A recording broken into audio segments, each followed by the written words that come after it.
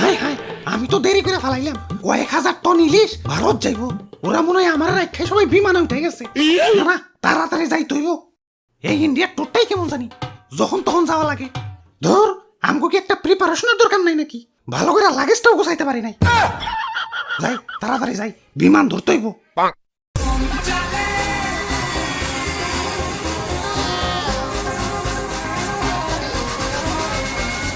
আরে ও দাদু সোলো চালাও, আমার থুইয়া যাবার লাগছো গেলা। রে বাপুরে, ইয়া শুনমাই নাকি ইলিশ তো সব ভারত চলে যাইতাছে।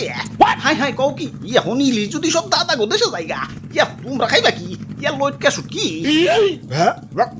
শুটকি মাছের গন্ধ আমি সহ্য করতে পারি না। দাদা তাড়াতাড়ি আহিন ভাই, ইলিশ বর্ডার ক্রস করার আগেই পদ্মার পার যায় আমাকে ইলিশ ভাজা খাইতে হইব।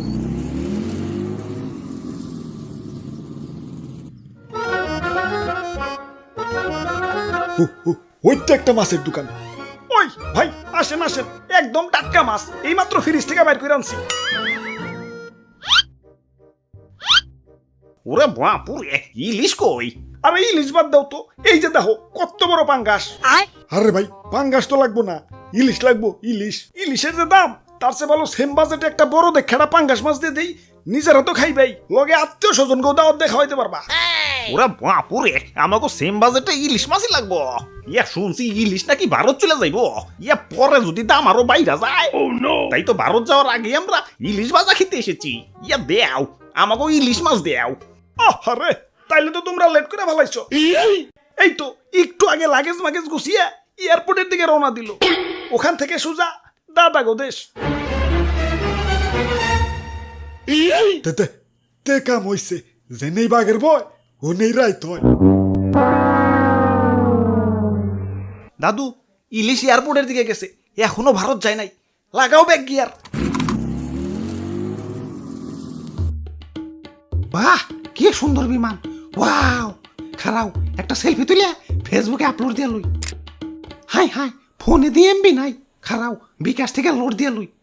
হাই হাই, বিকাশেও 2 টাকা নাই, টাকা তো সব কার্ডে আছে। এখন কার্ডে থেকে বিকাশে কেমনে আনি? আরে ইলিশ ভাই, এত টেনশন করার কি আছে? কার্ড থেকেও তো বিকাশে টাকা ঢোকান যায়। এই যে দেখেন, প্রথমে আপনি বিকাশে যান, তারপর অ্যাড মানিতে গিয়ে কার্ড টু বিকাশ অপশনে যান, তারপর ভিসা সিলেক্ট করেন, প্রয়োজন মতো অ্যামাউন্ট দেন, তারপর কার্ডের ডিটেলস দিয়ে নেক্সট ধাপে ওটিপি দেন।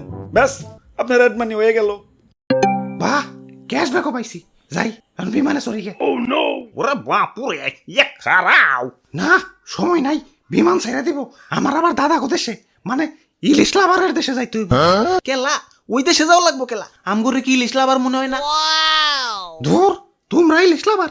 সি, আমার একটু দাম বেশি দেখে অন্য দোকানে যে পাঙ্গাস কিনা খাও, তোমরা আবার ইলিশ লাভার?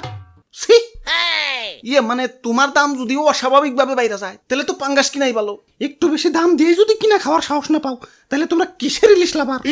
দাদারা আমার জন্য হাহাকার লাগাই দিছে। আমার সংকটে তো ওদের দেশে আমার দাম 5,000 টাকা পর্যন্ত চলে গেছিল। তা ওরা কিনা খাইছে। ভালোবাসলে ওদের মতো ভালোবাসবা, তা না খালি কাও দাম কমাও, দাম কমাও। হ্যাট, তখন দেশে থাইকা কি আমার দাম কমাম রে? যা ভাগ, ডিস্টার্ব করিস না। ওরে বাপুরে, ইয়া দেশে এমনি যে ইলিশের দাম, এখন ইলিশ যদি ভারত জায়গা, ইয়া দাম তো আরো বাইরে যাইব। ইয়া যেমনি হোক ওরে আটকাই তুইব। ওরে বাপুরে, এই জোয়ান বয়সে তুমি বউ বাচ্চা রেখে বিদেশ যাইয়া, ওদের কথা কি একবার ভাইবা দেখছো?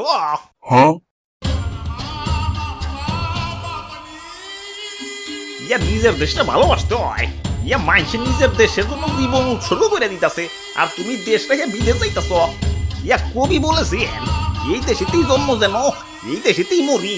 দাদু কিন্তু ঠিক কইছে ভাই, জন্ম নিবেন এই দেশে আর দাফন নেবেন দাদা গো টয়লেটে।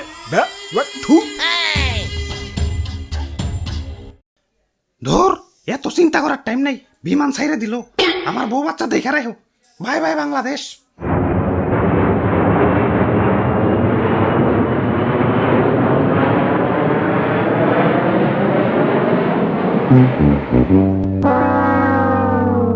দাদু ইলিশ তো গেল গা, এখন আমরা কি খাম তাইলে? আরে ভাই টেনশন করেন কে, বউ বাচ্চা তো রাই খেয়ে গেছে।